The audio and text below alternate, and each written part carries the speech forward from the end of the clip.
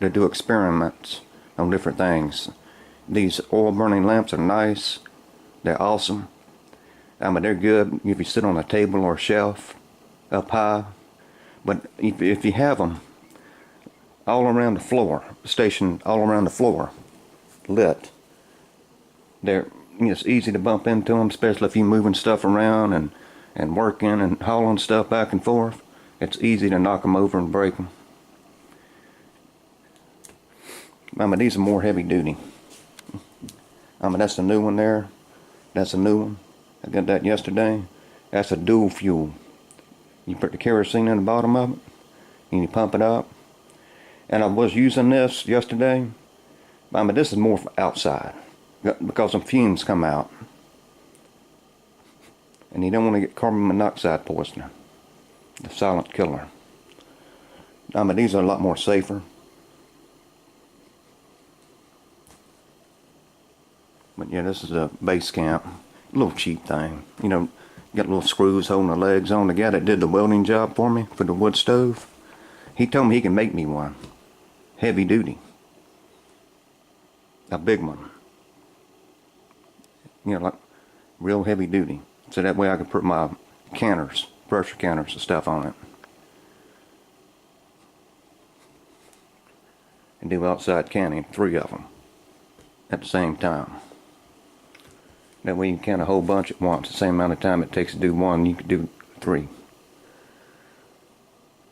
That's what these are for.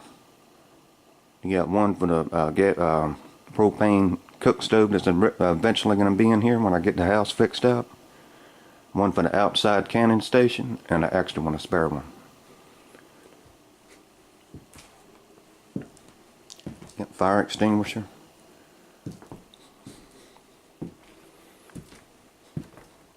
I'll walk you through here again. That's the last window there. And in this room here, it's not even gutted yet. It's not even gutted. So I'm going to have to take all that out. And this side of the house is way off the ground. It slopes, it comes down. So that trying to hang this one is going to be a job. Because it's probably about 6 or 8 foot off the ground. If not more. That means you have to get on the ladder and try to do it by yourself.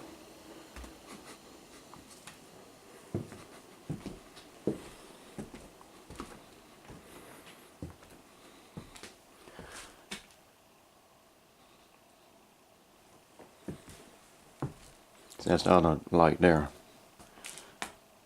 And let me tell you, man, them things put out some light. They put out some really good light.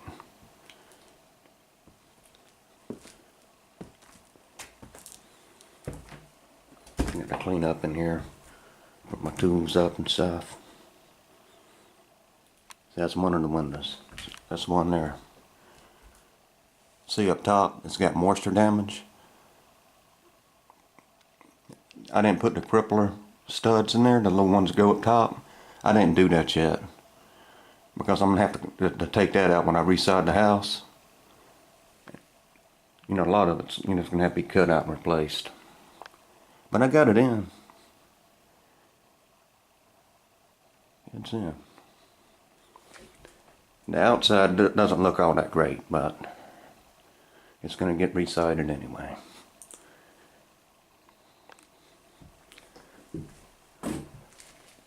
That's some nails that I used. 16 penny galvanized spiral nails.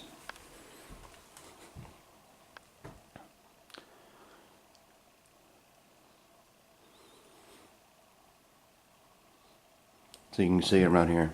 I didn't even notice this. See those little shingles? Those asbestos shingles? That's what gave me such a hard time trying to cut these windows out. So I learned on this one. And when I did this one, I did it differently. I cut the vinyl siding around it and busted them out and pulled them out.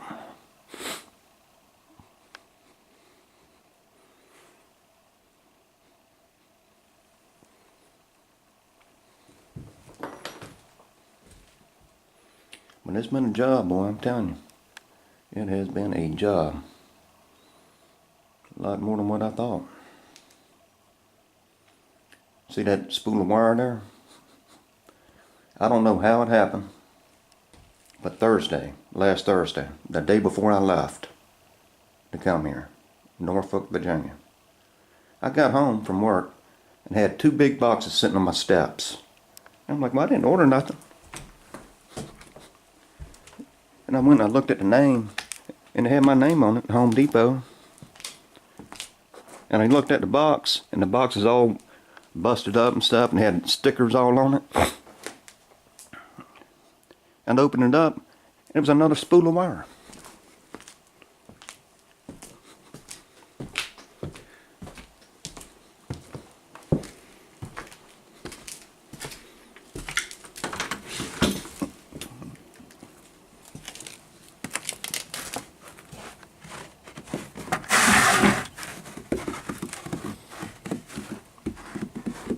See the wire?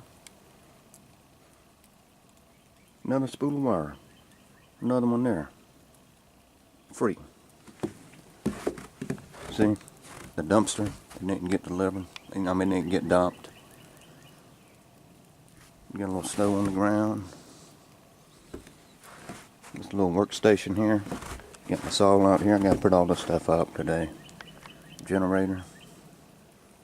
I brought those from back home, you know, just to bring them here so that way you got little storage things.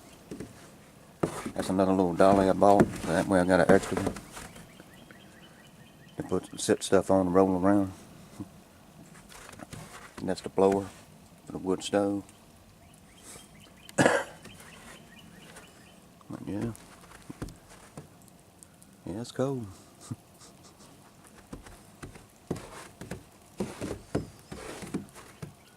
That's one of the frames I'd framed out for one of the windows. But I'm gonna do it different next time.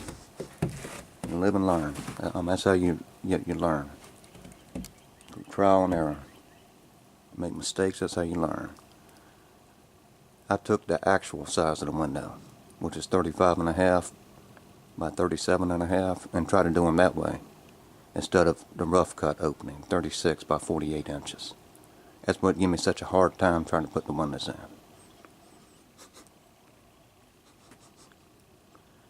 But the next ones, you know, I'll do the rough opening.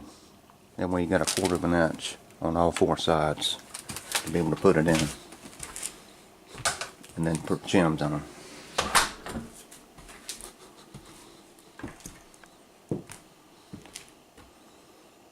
See this one here.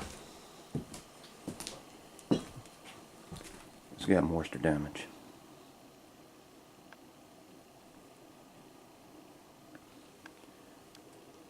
I jumped ahead of myself when I should have done before I did anything. Start buying anything, doing anything, is just get it. Just go through and take all this out. Take the drywall off, the insulation, take it down to bare studs is what I should have done.